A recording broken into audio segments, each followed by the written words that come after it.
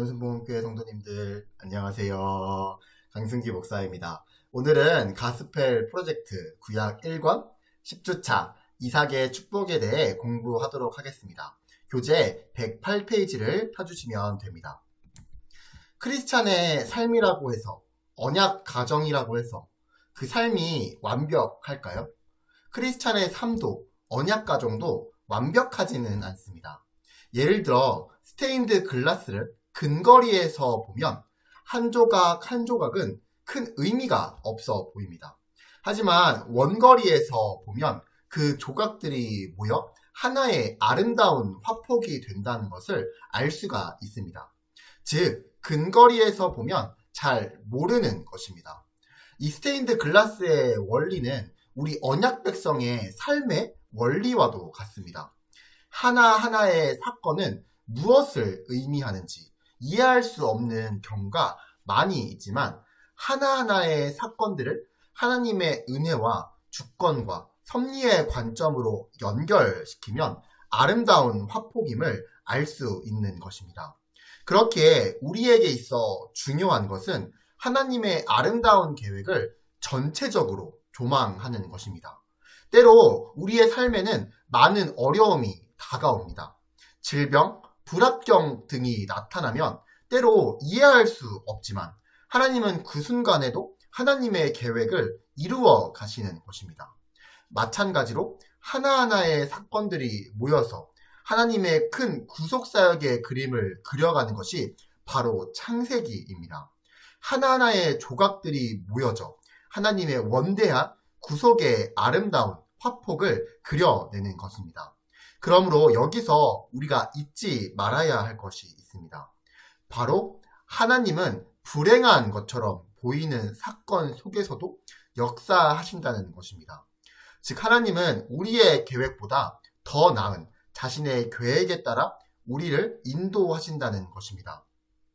오늘 10주차에서는 이삭의 엮이는 가정과 야곱의 속임수에도 불구하고 하나님은 이 가정을 장차 언약의 통로로 사용하신다는 것을 배우게 될 것입니다. 그리고 무자격자에게 자비를 베푸는 것이 하나님의 특기이신 만큼 우리의 결점을 통해서도 은혜를 나타내시는데 그 은혜가 어떻게 나타나는지 살펴볼 것입니다. 이제 세 가지 세션 포인트 중 첫 번째인 하나님은 역기능적 가정을 통해서도 계획을 이루십니다에 대해 나눠 보겠습니다. 세상에 완벽한 가정은 없습니다. 어느 가정에나 어려움과 도전이 있습니다. 그렇지만 가정에 부으시는 하나님의 사랑과 은혜는 끊이지 않습니다. 하나님은 깨진 가정에도 자비를 베푸시는 분입니다. 우리는 이삭의 가정에 이 진리가 나타나는 과정을 살펴볼 것입니다. 이제 이 주제와 관련된 본문을 읽을 텐데요. 본문을 읽기 전에 본문 이해를 위한 몇 가지 질문을 염두에 두고 읽기를 원합니다. 이삭이 심히 늙은 나이에 에서를 부른 이유가 무엇인가요?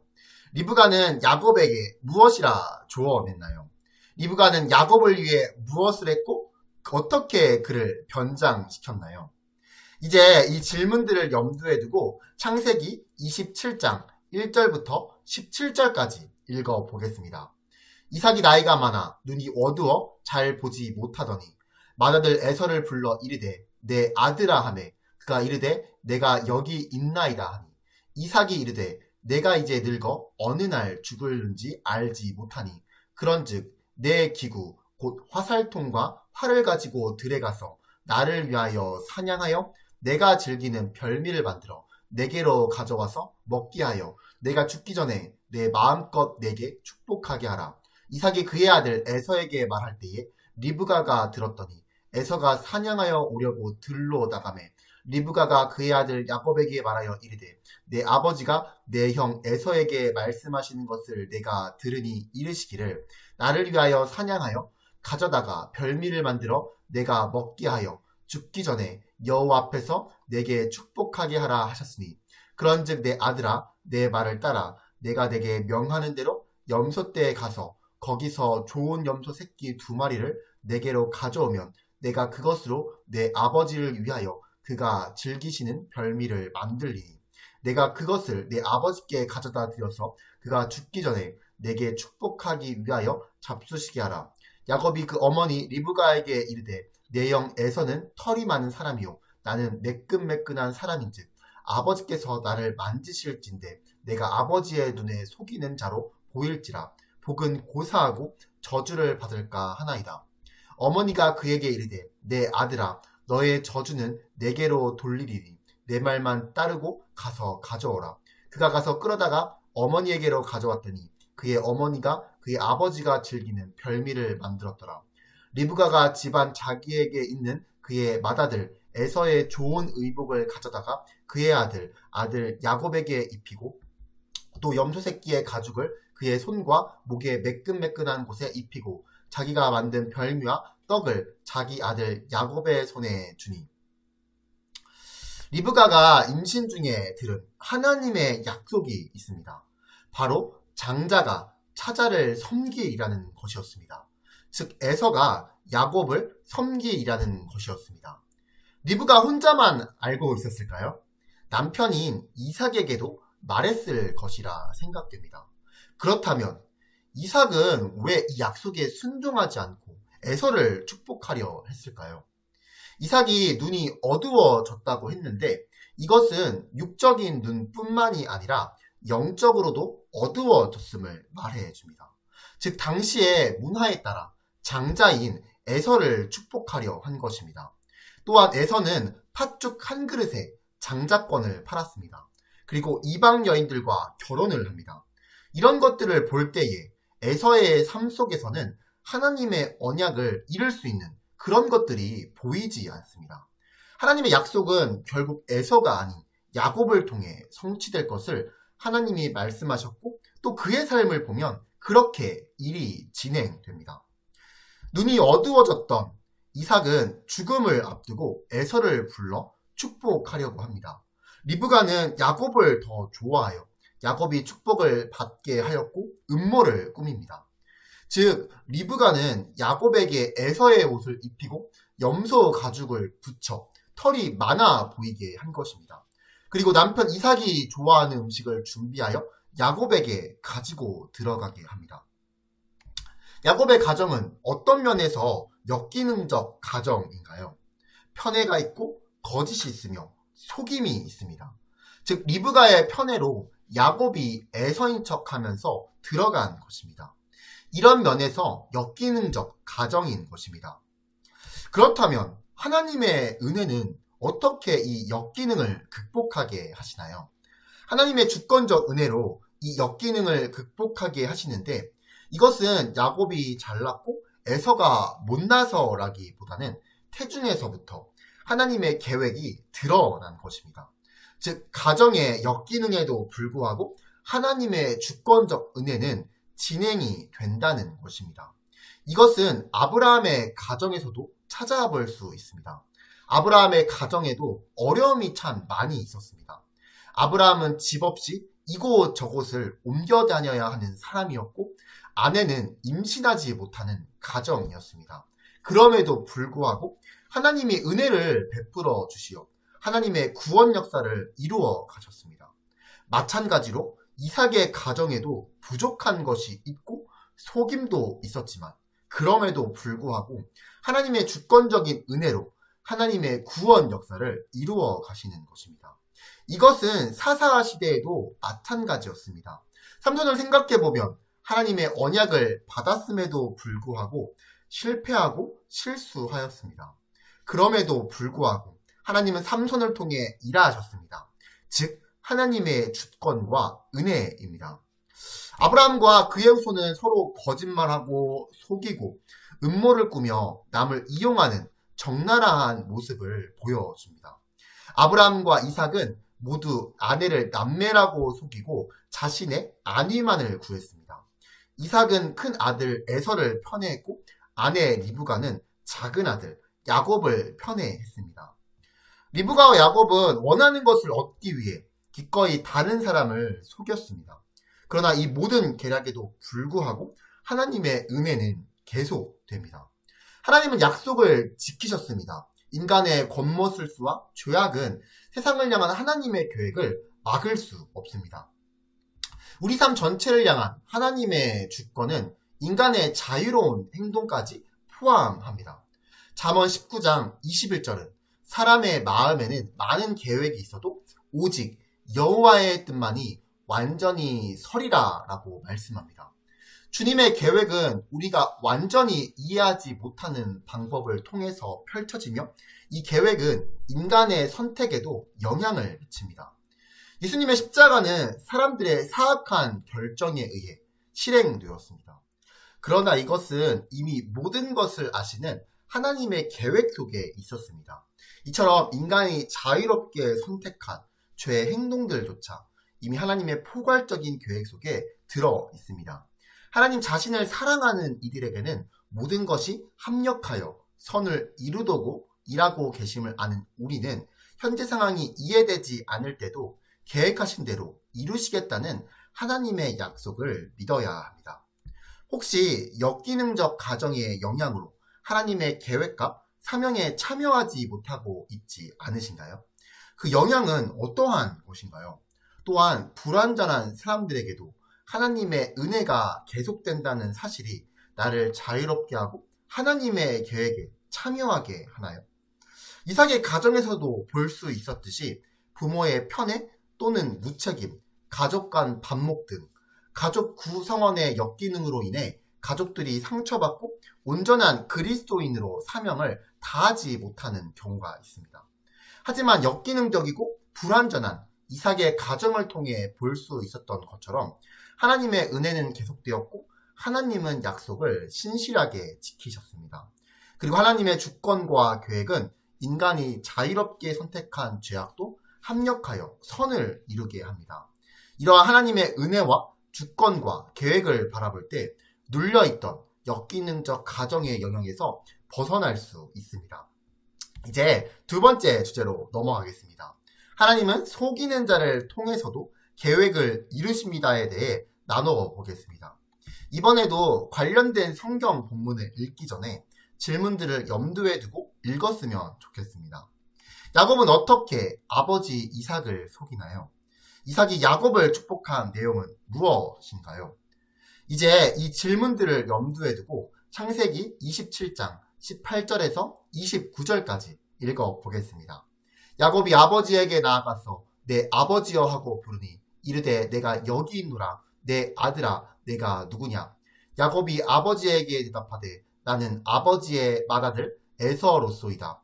아버지께서 내게 명하신 대로 내가 하였사오니 원하건대 일어나 앉아서 내가 사냥한 고기를 잡수시고 아버지 마음껏 내게 축복하소서. 이삭이 그의 아들에게 이르되 내 아들아 내가 어떻게 이같이 속히 잡았느냐? 그가 이르되 아버지의 하나님 여호와께서 나를 순조롭게 만나게 하셨음이니이다. 이삭이 야곱에게 이르되 내 아들아 가까이 오라. 내가 과연 내 아들 에서인지 아닌지 내가 너를 만져보려 하노라. 야곱이 그 아버지 이삭에게 가까이 가니 이삭이 만지며 이르되 음성은 야곱의 음성이나 손은 에서의 손이로다 하며 그의 손이 형 에서의 손과 같이 털이 있으므로 분별하지 못하고 축복하였더라. 이삭이 이르되 내가 참 내 아들 에서냐? 그가 대답하되 그러하니이다. 이삭이 이르되 내게로 가져오라. 내 아들이 사냥한 고기를 먹고 내 마음껏 내게 축복하리라. 야곱이 그에게로 가져가매 그가 먹고 또 포도주를 가져가매 그가 마시고 그의 아버지 이삭이 그에게 이르되 내 아들아 가까이 와서 내게 입맞추라. 그가 가까이 가서 그에게 입맞추니 아버지가 그의 옷에 향취를 맡고 그에게 축복하여 이르되 내 아들의 향취는 여호와께서 복주신 밭의 향취로다. 하나님은 하늘의 이슬과 땅의 기름짐이여 풍성한 곡식과 포도주를 내게 주시기를 원하노라. 만민이 너를 섬기고 열국이 내게 굴복하리니 내가 형제들의 주가 되고 내 어머니의 아들들이 내게 굴복하며 너를 저주하는 자는 저주를 받고 너를 축복하는 자는 복을 받기를 원하노라. 29절을 보면 창세기 12장 3절을 통해 하나님께서 아브라함에게 주신 약속이 생각납니다. 이것을 보면 시대가 흘러도 대가 바뀌어도 하나님께서는 일관되게 약속을 계속 전수하시는 것을 보게 됩니다. 결국 이 약속은 이스라엘이라는 공동체로 확대되고 또 이스라엘이라는 국가로 확대되며 나중에는 신약의 교회로도 확대가 됩니다. 이처럼 하나님의 약속은 일관성 있게 흘러간다는 것이며 특히 속이는 자를 통해서도 그 계획이 이루어진다는 것입니다. 야곱은 원하는 것을 얻으려고 거짓말을 했습니다.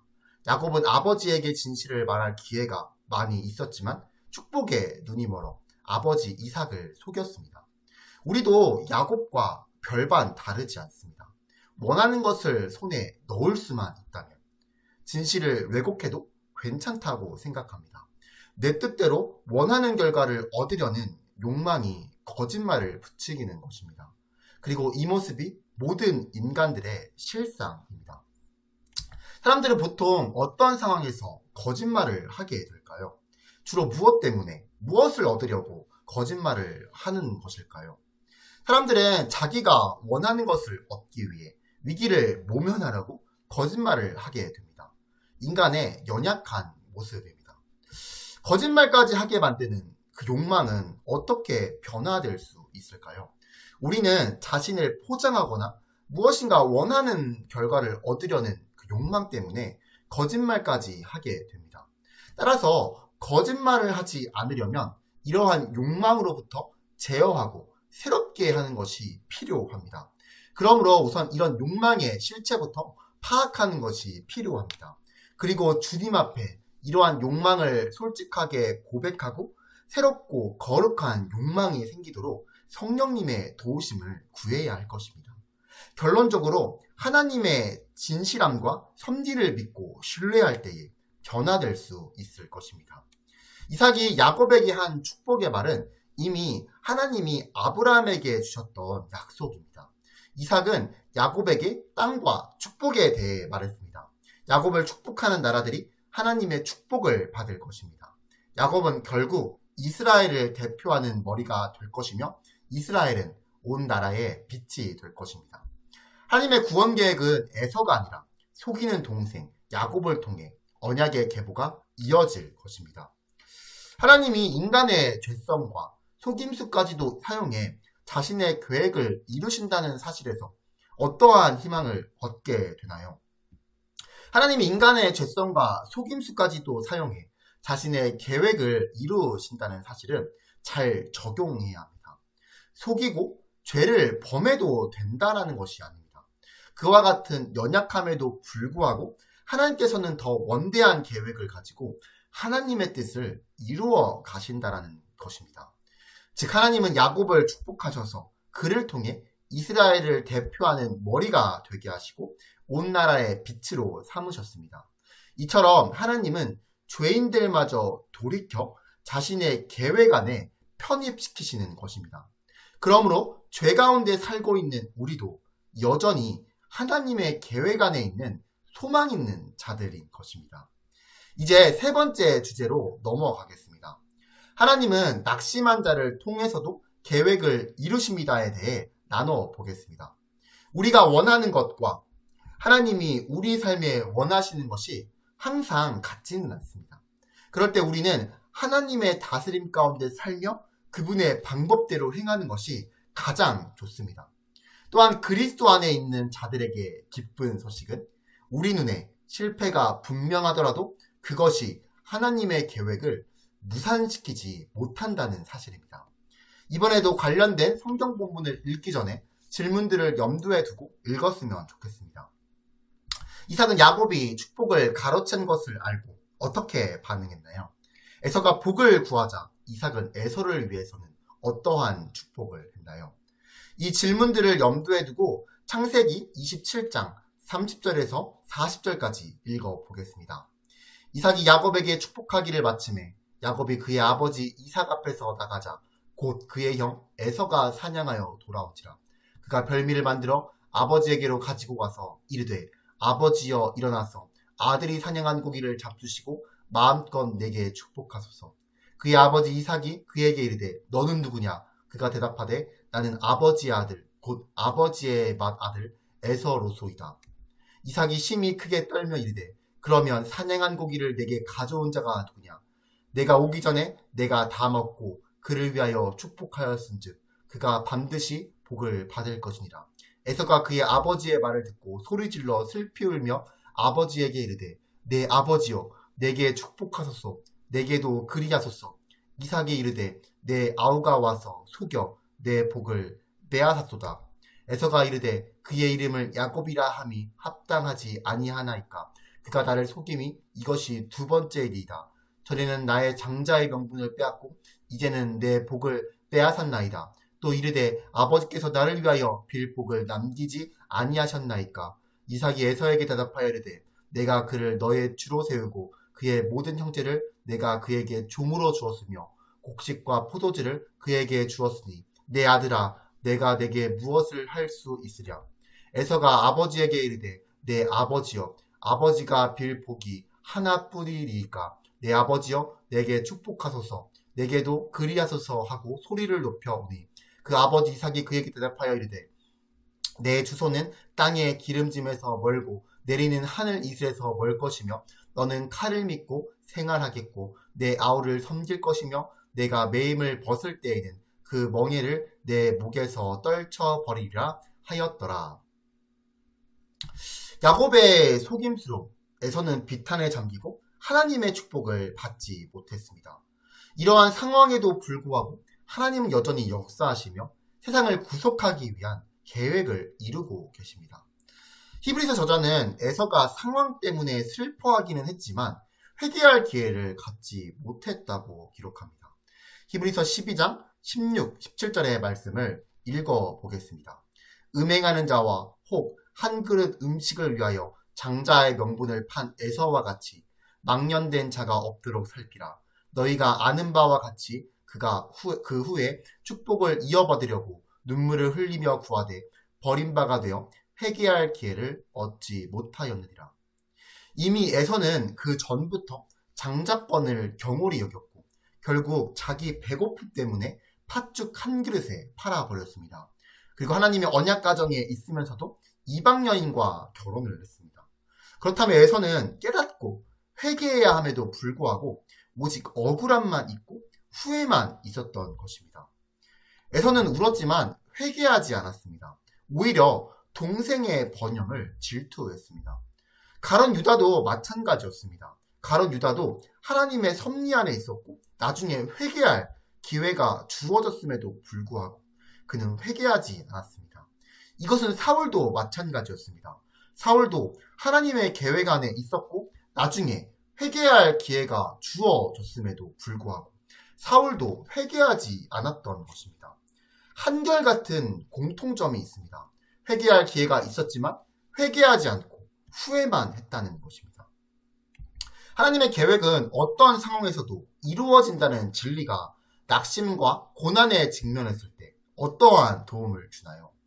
인간의 생각과 환경이 하나님의 계획에 영향을 주지 않습니다. 한번 계획하시고 말씀하셨다면 하나님은 반드시 그 일을 행하십니다. 그러면 하나님의 계획은 어떤 상황에도 이루어진다는 진리는 어떠한 상황 속에서도 믿음을 가지고 하나님의 신실하심을 의지하게 합니다. 즉 우리가 붙잡아야 할 것은 신실하게 하시는 하나님의 말씀입니다. 하나님이 아브라함과 이삭, 야곱에게 하신 약속들은 열방과의 관계에서 이중적인 의미를 갖습니다. 첫째로 하나님의 백성이 열방을 축복할 것이고 둘째로 하나님의 백성이 열방을 다스릴 것입니다. 어떻게 이스라엘이 세상 모든 나라를 축복하는 동시에 다스릴 수 있을까요? 예수님은 아브라함의 자손으로서 모든 나라를 축복하시는 분입니다. 그러나 그 축복은 그분께 무릎 꿇은 자들만이 받을 수 있습니다. 예수 그리스도를 우주의 왕으로 고백하며 엎드리는 사람들만이 그분의 백성이 되는 것입니다. 즉 예수 그리스도가 우리에게 복이며 우리에게 축복을 주시는 분이십니다. 동시에 우리는 그분의 다스림을 받아야 되는 것입니다. 비록 이삭의 가족이 엮이는 적이었고 야곱은 속이는 아들이었으며 에서는 낙심한 아들이었지만 세계 열방이 결국 아브라함과 이삭과 야곱의 손으로 오신 예수님께 절할 것입니다. 그리스도께 순복할 때 구원이 임한 것입니다. 다시 말해서 하나님께서 아브라함과 이삭과 야곱에게 주신 약속은 그들 한 사람 한 사람에게 궁극적으로 이루어진 것이 아니라 예수 그리스도를 통하여 이루어진 것입니다. 즉 예수님이 궁극적인 구약 언약의 성취자이신 것이고 예수님을 통하여 예수님의 계획을 하나님의 계획을 이루신 것입니다. 사람들에게 복음을 전해서 왕이신 예수님께 순복하도록 하는 것은 지배나 강압에 의한 것이 아닌 사랑의 행동입니다. 그 이유는 무엇일까요? 예수님은 아브라함의 자손으로서 모든 나라를 축복하시는 분입니다. 그러나 그 축복은 그분께 무릎 꿇은 자들만이 받을 수 있습니다. 이스라엘의 후손이신 예수님으로부터 열방이 축복을 받지만 그것은 사람들이 예수님께 순복할 때 가능합니다. 이것은 지배나 강압이 아닙니다. 예수 그리스도의 십자가의 은혜가 우리를 순종하게 하고 그 은혜가 우리를 무릎 꿇게 하는 것입니다. 우리는 땅끝까지 복음을 전하라는 명령을 통해 하나님의 약속을 수행하도록 부름받았습니다. 우리가 세상으로 나아가 주 예수 그리스도에 관한 좋은 소식을 전할 때 모든 나라의 죄인들이 왕이신 예수님께 무릎을 꿇고 그들이 하나님의 은혜로운 약속들을 받을 것입니다. 우리는 자신의 역기능을 극복하고 이웃과 열방을 향해 담대히 나아가야 합니다. 왜냐하면 우리는 온 우주를 다스리는 분의 권세로 나아가기 때문입니다. 즉 열방을 향한 사명은 우리가 잘났기 때문에 하는 것이 아니라 온 우주를 다스리시는 그리스도의 은혜, 곧 그분을 의지하여 나아가는 것이기에 우리는 담대할 수 있는 것입니다. 그리스도와의 연결입니다. 야곱의 인생은 우리에게 구원자의 필요성을 보여줍니다. 야곱은 축복을 얻고자 거짓말을 하고 속였지만 그를 찾아오신 하나님을 만난 후에야 진정한 복을 받을 수 있었습니다. 예수님이 우리가 마땅히 받아야 할 심판을 대신 받으심으로써 그분이 마땅히 받으셔야 할 축복을 우리가 나누어 받게 되었습니다. 선교적 적용입니다. 무자격자에게 자비를 베푸는 것은 하나님의 특기이신 만큼 우리가 자신의 결점과 씨름하는 동안에도 하나님은 그것을 통해 은혜를 나타내십니다. 선교적 적용을 위한 3가지 질문이 교재 117페이지에 준비되어 있습니다. 앞에서 공부한 내용을 바탕으로 생각해 보시고 적용까지 해보시면 좋을 것 같습니다. 네, 이상으로 10주차 이삭의 축복에 대해 나누었습니다. 너무 고생 많으셨고요. 오늘도 금주의 성경 읽기가 있습니다. 다음 시간까지 읽어보시면 좋을 것 같고요. 또한 다음 시간까지 11차의 범위인 118페이지부터 127페이지까지 정독하시면 11주차를 함께 공부할 때 좀 더 수월하게 공부할 수 있을 것 같습니다. 그럼 다음 주 11주차를 통해 뵙도록 하겠습니다. 감사합니다.